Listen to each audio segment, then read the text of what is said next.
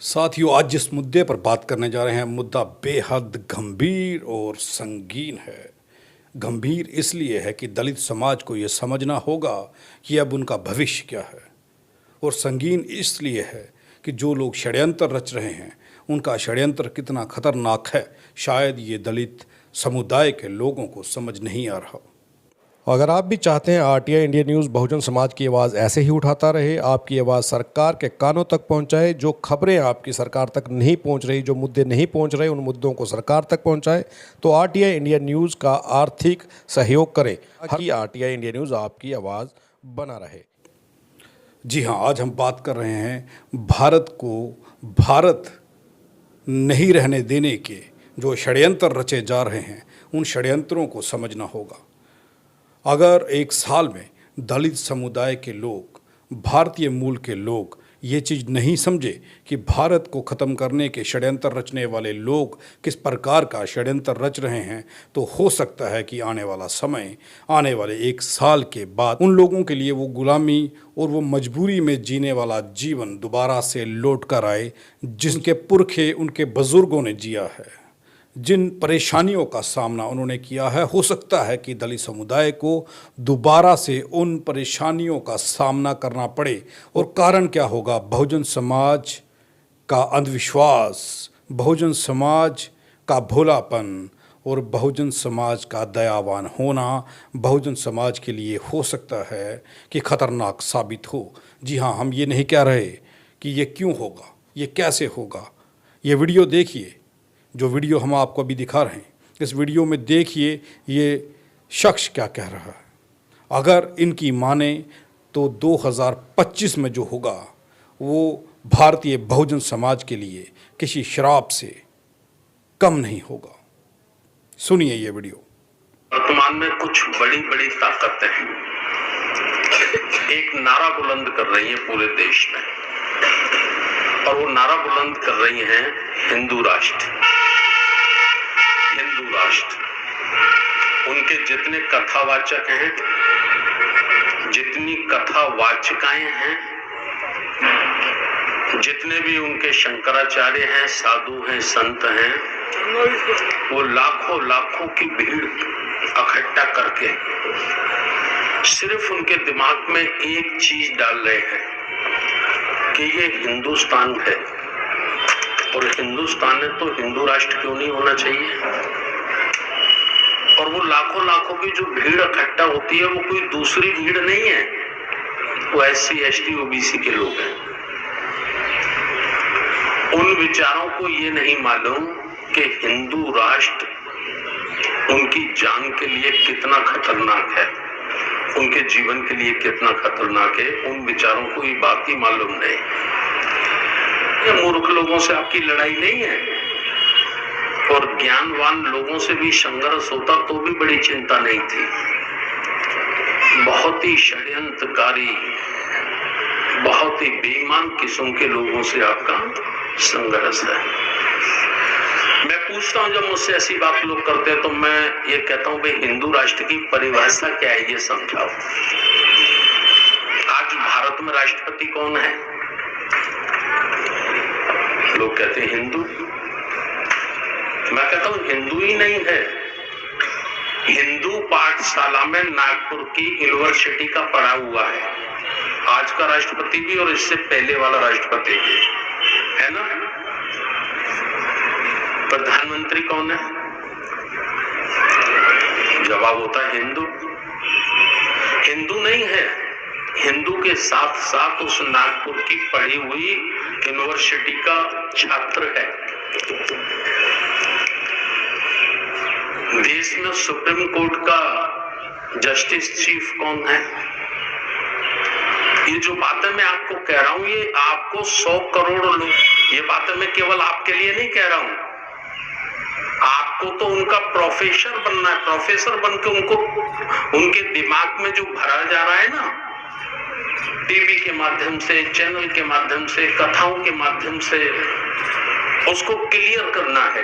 Clear करने के लिए कुछ पॉइंट मैं आपके बीच में रख, वो जो हिंदू राष्ट्र बनाना चाहते हैं उसकी भी एक तस्वीर मैं आपके सामने रखना चाहता हूं। ब्राह्मणवाद का हिंदू राष्ट्र, मनुवाद का हिंदू राष्ट्र, ब्राह्मणवाद का हिंदू राष्ट्र और मनुवाद का हिंदू राष्ट्र जो होगा, गिलास मंगा लो गिलास, उसमें लोकतंत्र नहीं होगा, अर्थात भारत के लोगों को वोट देने का अधिकार नहीं होगा। अब समझिए वो कौन सा हिंदू राष्ट्र लाना चाहते हैं। लोकतंत्र नहीं होगा, राजतंत्र होगा।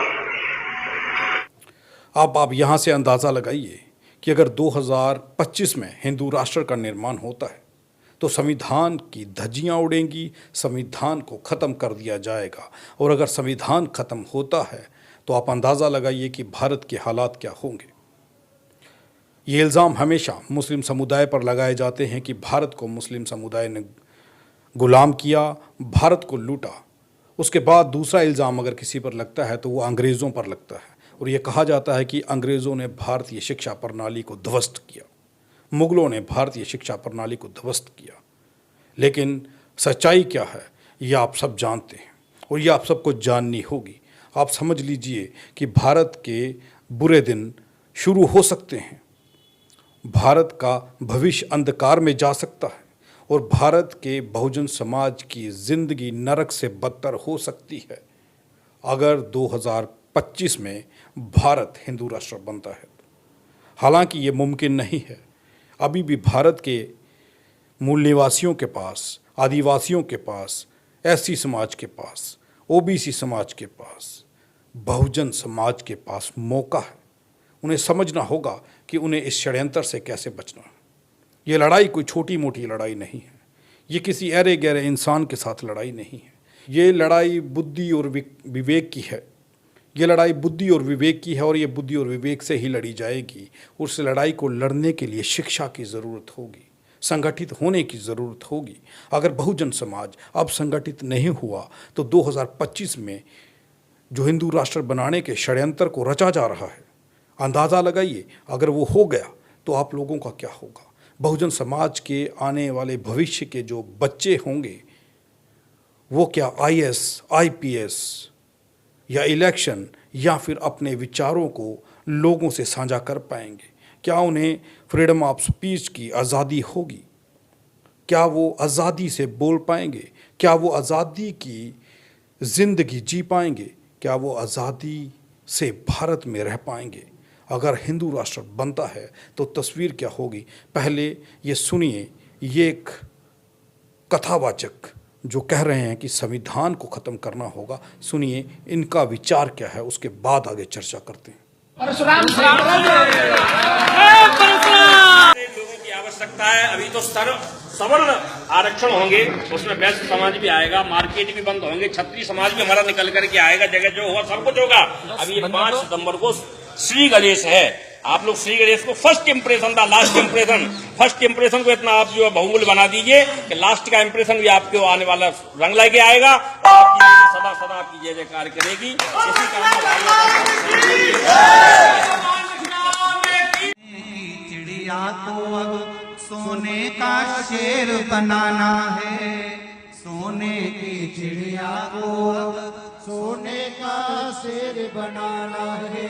संविधान को बदलो, हमको हिंदू राष्ट्र बनाना है। हो संविधान को बदलो, हमको हिंदू राष्ट्र बनाना है। हो जय हो हिंदुस्तान, मेरे प्यारे हिंदुस्तान, जय हो हिंदुस्तान, मेरे प्यारे हिंदुस्तान।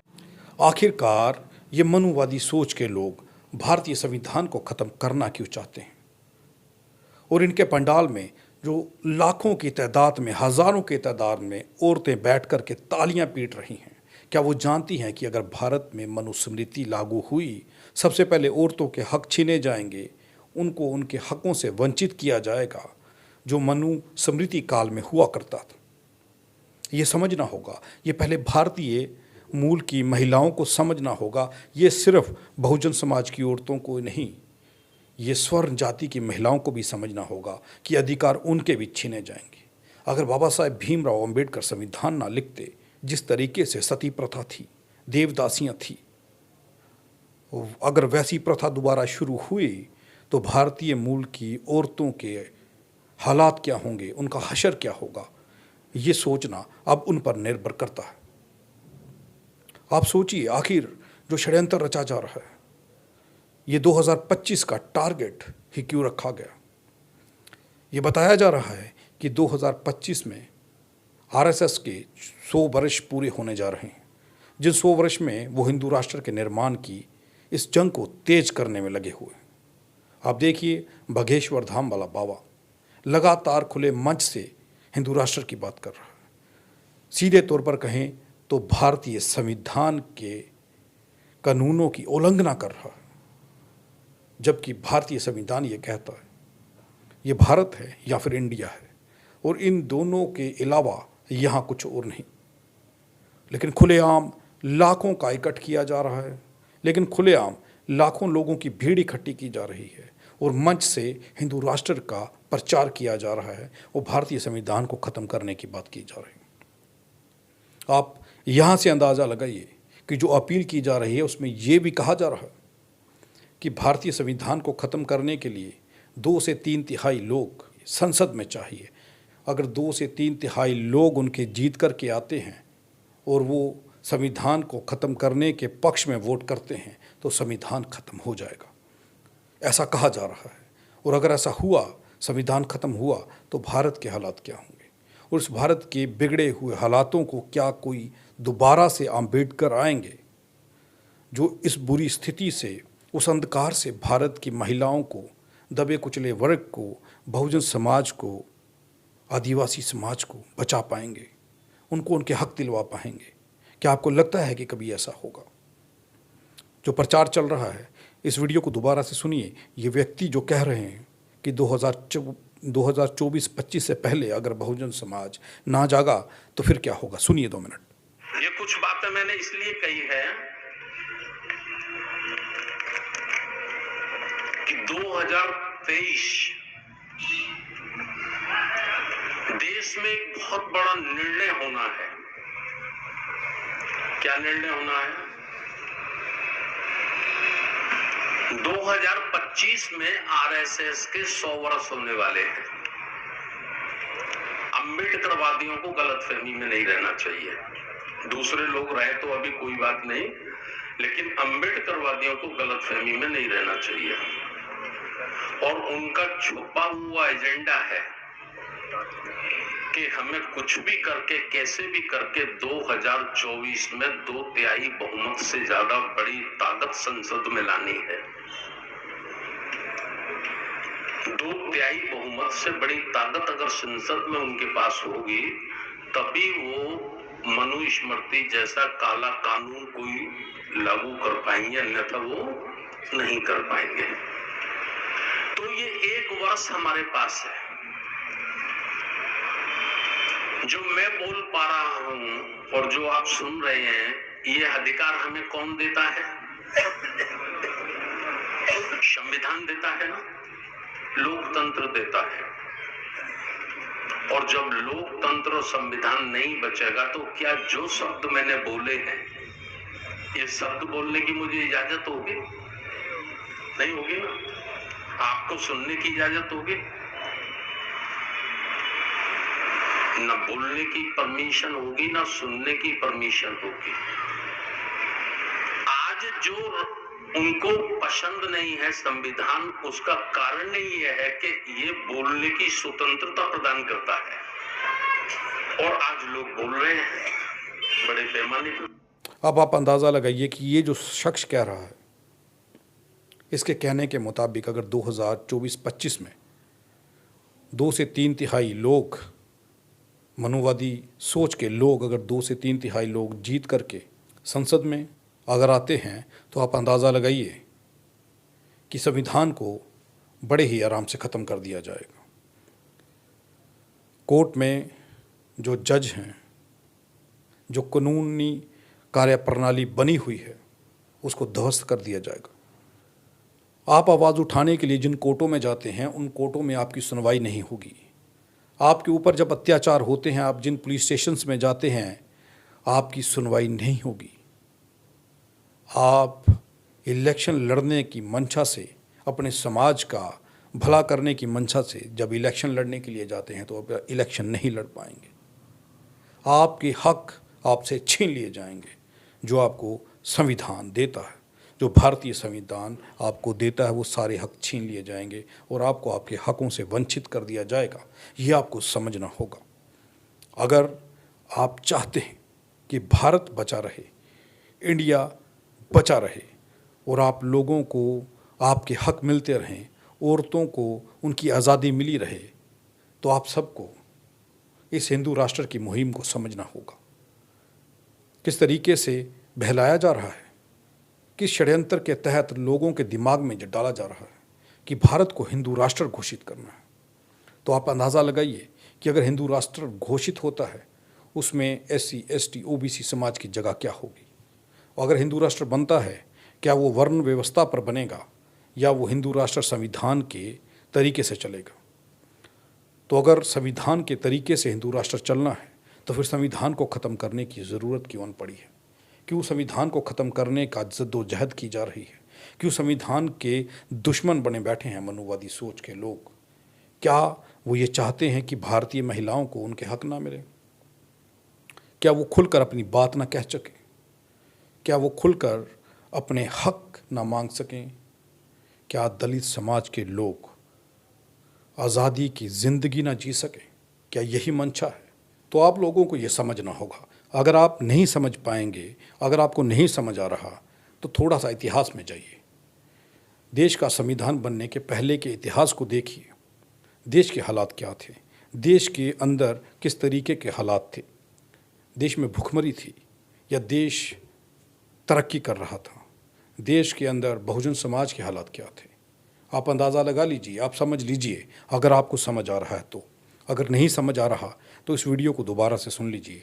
ये जो व्यक्ति कह रहा है, ये हम नहीं कह रहे, ये जो भी बातें हमने कही हैं इस व्यक्ति की हैं। और संविधान को ख़त्म करने की अपील करने वाले इस बाबा ने जो कहा है वो भी हमने आपको समझाया है, आपको सुनाया है। आप यहाँ से अंदाज़ा लगाइए कि 2 से 3 तिहाई लोगों की बात क्यों की जा रही है। वो 2 से 3 तिहाई लोग कौन होंगे? क्या उन लोगों को संसद में जिता करके संसद में भेजा जाएगा और संसद में भेजे जाने के बाद वो संविधान का विरोध करेंगे और संविधान की धज्जियां उड़ा करके संविधान को ख़त्म कर देंगे? और अगर संविधान ख़त्म हुआ तो आप अंदाज़ा लगा लीजिए कि आप लोगों की ज़िंदगी क्या होगी, खासकर भारत की महिलाओं की ज़िंदगी क्या होगी, खासकर भारत के दबे कुचले वर्ग की ज़िंदगी क्या होगी, SC ST OBC समाज की ज़िंदगी क्या होगी और भारत की अर्थव्यवस्था कहाँ जा कर के रुकेगी। क्या बहुजन समाज के लोग अपनी आवाज़ उठा पाएंगे? क्या वो अपने हकों की बात कर पाएंगे? अंदाज़ा लगाइए, आप अपने हकों की बात उस वक्त कर पाएंगे या नहीं कर पाएंगे। आप थोड़ा सा इतिहास में जाइए और अपने पुरखों से पूछिए कि उन लोगों ने किस स्थिति का सामना किया है, किस प्रकार की ज़िंदगी जी है, उनकी ज़िंदगी क्या थी और ज़िंदगी के हालात क्या थे और उन लोगों के साथ क्या हुआ करता था। क्या वो जाति का शिकार होते थे या नहीं होते थे? अगर हिंदू राष्ट्र बनता है और हिंदू राष्ट्र की मांग करने वाले लोगों की तादाद को अगर देखेंगे, या जो लोग खास करके इस वक्त चेहरे सामने हैं उन लोगों को अगर आप देखिएगा, तो आप ये अंदाज़ा लगाइए कि वो लोग नागपुर के उस प्रशिक्षण केंद्र से क्या सीख कर के आए हैं। वो खुद नहीं जानते कि जो वो कर रहे हैं अगर वो हुआ तो देश के हालात क्या होंगे। वो लोग बेशक SC समाज से होंगे, जो देश के राष्ट्रपति या पहले वाले थे या अब वाले हैं। वो लोग चाहे देश के प्रधानमंत्री हों, हालांकि लोग शंका जताते हैं कि वो OBC नहीं है। उन्हीं लोगों से भारत के लोगों की ज़िंदगी को नरक बनाने की कोशिश करवाई जा रही है, जो भारतीय संविधान की बदौलत आज प्रधानमंत्री, आज राष्ट्रपति या फिर IAS IPS KS बन चुके हैं। क्या उन्हें समझ नहीं आ रहा कि इस षड्यंत्र के तहत अगर हिंदू राष्ट्र बना तो वो जो लोग हैं, क्या उन लोगों के पास वो नौकरियां, वो पद रहेंगे या नहीं रहेंगे? आप अंदाज़ा लगा लीजिए आपको क्या चाहिए, भारत, इंडिया या हिंदू राष्ट्र? अगर हिंदू राष्ट्र की बात होती है तो थोड़ा सा अपने विवेक पर जोर डालें, अपने दिमाग पर जोर डालें और सोचिए आप लोगों की ज़िंदगी किस दौर में चली जाएगी और देश का हालात क्या होंगी। आप देखते रहें आरटीआई इंडिया न्यूज़ लोकतंत्र का पहरेदार, ताकि हम बता सकें आपको वो खबरें जो आप तक नहीं पहुंच रही।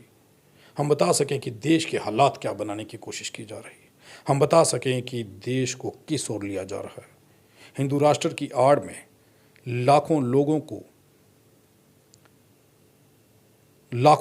को धीरेंद्र शास्त्री जैसे लोग हिंदू राष्ट्र के उस षड्यंत्र में इकट्ठा करके हिंदू राष्ट्र बनाने की बात तो कर रहे हैं, लेकिन क्या वो उन लोगों को बता रहे हैं कि अगर हिंदू राष्ट्र बना तो हिंदू राष्ट्र में इन दलित लोगों का स्थान क्या होगा, इन बहुजन लोगों का स्थान क्या होगा? ये खुल करके क्यों नहीं बताया जाता? सिर्फ संविधान को ही ख़त्म क्यों करना चाहते हैं? भारतीय संविधान जो सबको आज़ादी देता है, अपनी बात करने का हक देता है, अपनी बात रखने का हक देता है, हर समाज को, हर वर्ग को उसका हिस्सा देता है, उस संविधान से इतनी नफरत क्यों? उस संविधान को ख़त्म करने के लिए इतने षड्यंत्र क्यों रचे जा रहे हैं? और जो षड्यंत्र रचे जा रहे हैं, इन षड्यंत्रकारी लोगों के पीछे कौन है, ये समझना होगा। अगर नहीं समझे तो इतिहास गवाह है। बहुजन समाज के पुरखे, बहुजन समाज के लोगों ने जो ज़िंदगी जी है वो आप सब जानते हैं। आप देखते रहें आरटीआई इंडिया न्यूज़ लोकतंत्र का पहरेदार, ताकि हम पहुंचा सकें आप तक वो खबरें जो नहीं पहुंच रही, जो आपको नहीं बताई जा रही। आप अंधकार में जी रहे हैं। भले ही दिन को सूरज चढ़ता है, लेकिन आप लोगों के लिए अंधकार छा जाने वाला है, क्योंकि संविधान को ख़त्म करने की तैयारियां की जा रही हैं। बताया जा रहा है कि 2024-25 में आरएसएस के 100 वर्ष पूरे होने वाले हैं। तो वो 100 वर्ष पूरे होने पर भारत को हिंदू राष्ट्र घोषित करना चाहते हैं। और हिंदू राष्ट्र क्यों घोषित करना चाहते हैं, संविधान से क्यों नफरत रखते हैं, ये आपको समझना होगा। धन्यवाद।